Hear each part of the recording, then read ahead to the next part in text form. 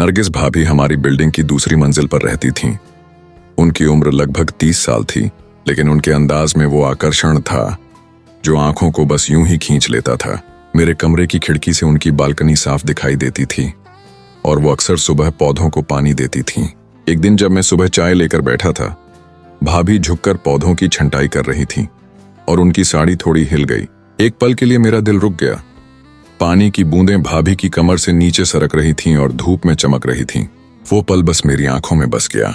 शायद उन्हें पता था कि मैं देख रहा हूं, शायद नहीं, लेकिन अगली सुबह उन्होंने मुस्कुराकर मेरी तरफ देखा। पहली बार हमारी नजरें मिलीं। ये सिर्फ एक अभिवादन का पल नहीं था, ये एक निमंत्रण था। मेरे दिल ने कहा, यहां कुछ तो है, और उस दिन से मेरे दिन बदलने लगे। बारिश का दिन था। जब मैं कॉलेज से लौटा तो मैंने देखा कि भाभी बालकनी में अपनी साड़ी ठीक कर रही थीं। साड़ी उसके बदन से ऐसे चिपकी हुई थी मानो पानी ने हर राज खोल दिया हो। हर हरकत, हर मोड़ साफ दिखाई दे रहा था। मैं एक पल में खुद से बेखबर हो गई। फिर उसने मुड़कर मेरी तरफ देखा और हल्की सी मुस्कुराई। उसकी आंखों में शरारत थी, मानो उसे पता हो कि मैं देख रही हूं। फिर उसने धीरे से साड़ी ठीक की, पर वो सब कुछ जानबूझकर धीमी गति से कर रही थी। मेरा दिल बेकाबू होकर धड़क रहा था।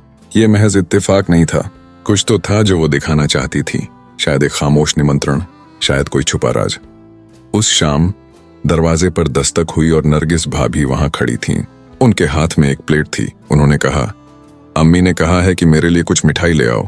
लेकिन उनके होठों पर एक शरारती मुस्कान थी जिसने मुझे बेचैन कर दिया। मैंने प्लेट तो ले ली, लेकिन कुछ देर उनका हाथ पकड़े रहा। वो एक पल के लिए रुकी, लेकिन उन्होंने अपना हाथ नहीं हटाया। उन्होंने मेरी आंखों में देखा और कहा, ऊपर वाले पर तो ध्यान रखते हो ना। मैं थोड़ा हिचकिचाया, लेकिन वो हंसते हुए पलट गईं। उनके अंदाज से ऐसा लग रहा था जैसे वो कह रही हों, जो भी देखना है बिना झिझक के देखो। मेरा दिल तेजी से धड़कने लगा। पहली बार लगा कि ये कहानी सिर्फ दिखावे तक ही सीमित नहीं रहेगी। एक दिन भाभी का पति कहीं बाहर गया हुआ था और वो अकेली थी। उन्होंने मुझे आवाज दी, राज ऊपर आओ, वॉशिंग मशीन खराब हो गई है। मैं तुरंत ऊपर पहुंचा। मेरा दिल तेजी से धड़क रहा था। दरवाजा आधा खुला था और भाभी ने पीछे से आवाज दी, अंदर आ जाओ, मैं बाथरूम में हूं। मैं अंदर गया और वो बाथरूम के दरवाजे पर खड़ी थीं।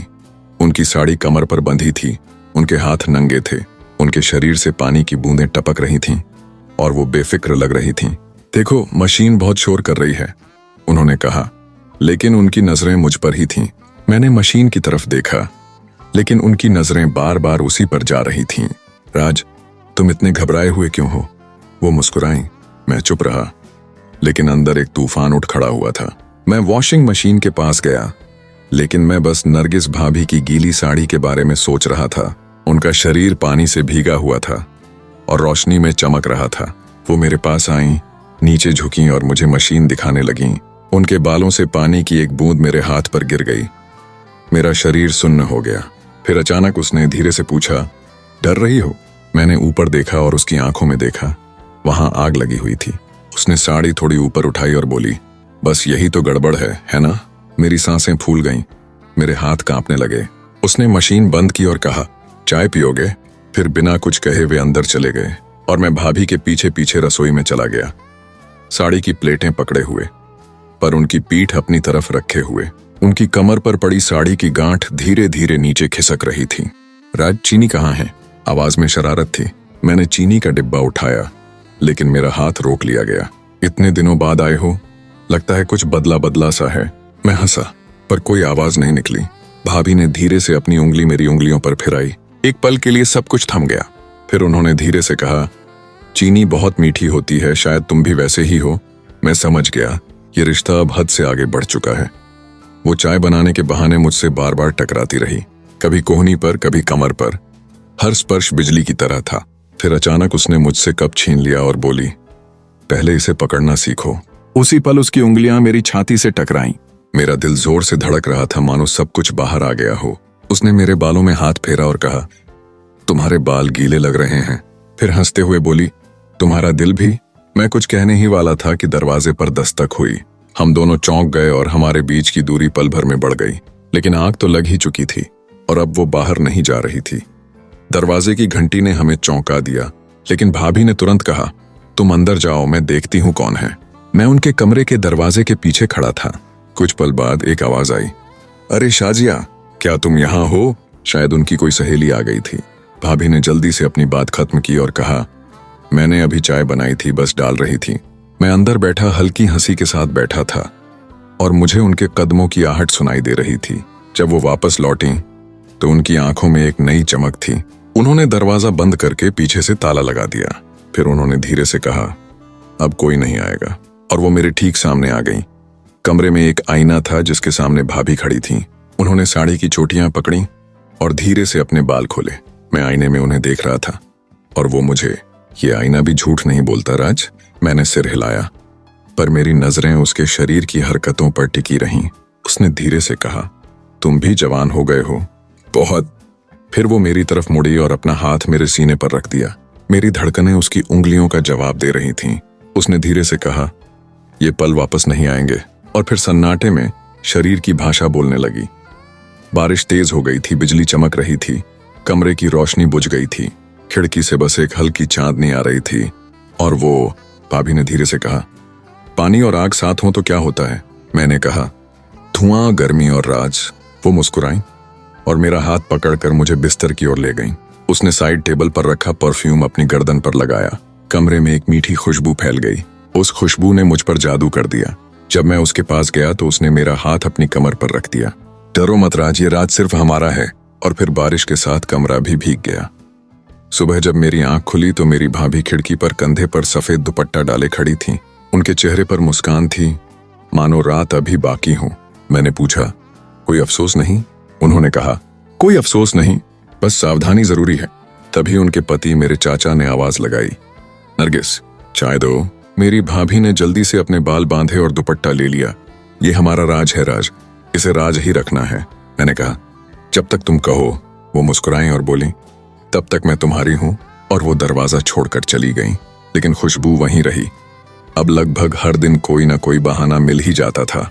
कभी मशीन बंद होती, कभी गैस खराब होती, कभी फोन बंद, और हर बहाने के पीछे एक मुलाकात छिपी होती। भाभी के इशारे अब साफ थे। एक दिन उन्होंने कहा, आवाज कम करो, ये दीवारें सुन सकती हैं। मैंने कहा, लेकिन तुम्हारे जिस्म की खुशबू तो दीवारों में बस गई है। वो जोर से हंस पड़ी और मुझे गले लगा लिया। अब उनके स्पर्श का इंतजार करना एक आदत बन गई थी। मेरी हर सुबह उनके ख्याल से शुरू होती, रात उनके नाम से खत्म होती। एक रिश्ता जो कभी था ही नहीं, अब जिंदगी बन गया था। भाभी अब इशारों में सब कुछ समझा रही थी। उनकी एक नजर ही मेरे दिल को बेचैन करने के लिए काफी थी। एक दिन जब दोपहर के खाने के बाद सब सो गए थे, मैं सीढ़ियों पर बैठा था और वो छत पर कपड़े टांग रही थी। हवा उनकी साड़ी को बार बार उड़ा रही थी और मैं बेकाबू होता जा रहा था। भाभी ने मेरी तरफ देखा और उंगली से इशारा किया, ऊपर आ जाओ। मेरा दिल तेजी से धड़कने लगा। मैं छत पर पहुंच गया। वो पास आई और बोली, छाया में आ जाओ वरना धूप में जल जाओगे। लेकिन असली धूप तो उनकी आंखों में थी जो मुझे पिघला रही थी। छत पर चारों तरफ सन्नाटा था, बस उनकी कांच की चूड़ियों की खनक सुनाई दे रही थी। वो मेरे करीब आईं, उनकी सांसें मेरे चेहरे को छू रही थीं। राज, अब तुम्हारे बिना ये बदन अधूरा सा लगता है। मैंने हाथ बढ़ाकर उनकी कमर को छुआ और उन्होंने अपनी आंखें बंद कर लीं। धूप तेज थी, लेकिन हम दोनों छांव में थे एक दूसरे की। कपड़ों की डोरी, साड़ी और पैंट से लटकती खुशबू, सब कुछ बेकाबू कर रही थी। यह छत अब तुम्हारी है राज, बस इसे राज रखना। उसने मुझे अपनी बाहों में भर लिया और वक्त वहीं रुक गया। मेरे लिए वो दिन, वो पल अब जिंदगी बन गया था। लेकिन यह तो बस शुरुआत थी। अगले दिन उसका पति जल्दी घर आ गया। भाभी ने मुझे तुरंत रसोई में छिपा दिया। मेरा दिल धड़क रहा था मानो फट जाएगा। चाचा बोले, क्या किसी ने तुम्हारी आवाज सुनी? भाभी मुस्कुराई और बोली, नहीं, शायद बाहर से आ रही होगी। चाचा को शक हुआ, पर वो चुप रहे।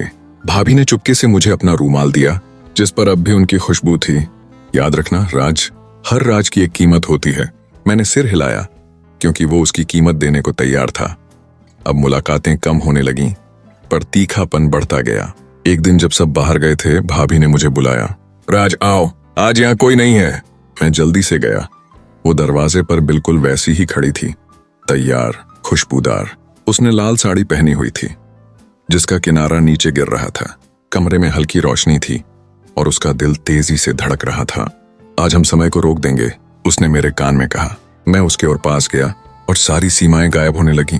आज कोई डर नहीं था, सिर्फ हम थे और हमारे पल। और वो पल बहुत अनमोल थे। लेकिन हर राज हमेशा छुपा नहीं रहता। एक दिन उसके बेटे ने मुझे उसके कमरे से जाते हुए देख लिया। उसकी आंखों में आश्चर्य, गुस्सा और उलझन थी। भाभी ने तुरंत बात संभाली। राज तुम्हारे पापा के लिए कुछ कागज लाए थे। लेकिन बेटा संतुष्ट नहीं हुआ। अगले दिन उसने मेरा नंबर मैसेज किया। मुझे सब पता है, बेहतर है कि तुम चले जाओ। मेरा दिल टूट गया, लेकिन मेरी जुबान खामोश रही। मैंने भाभी से कहा, जमाना बदल रहा है।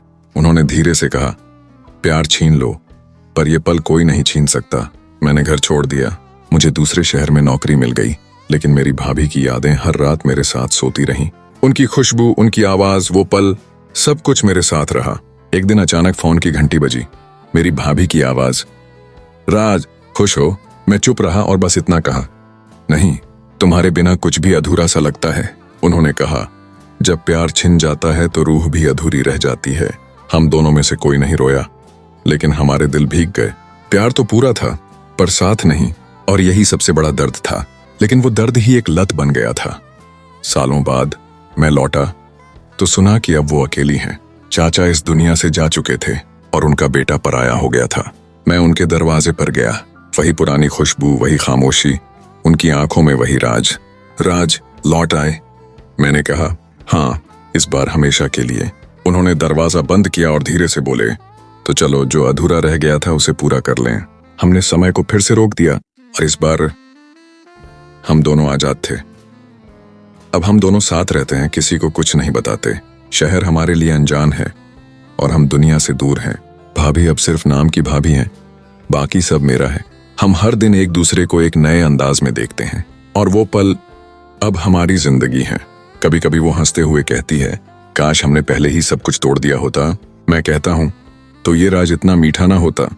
और वो अपना सिर मेरे सीने पर रख देती है और हम चुपचाप प्यार में खो जाते हैं।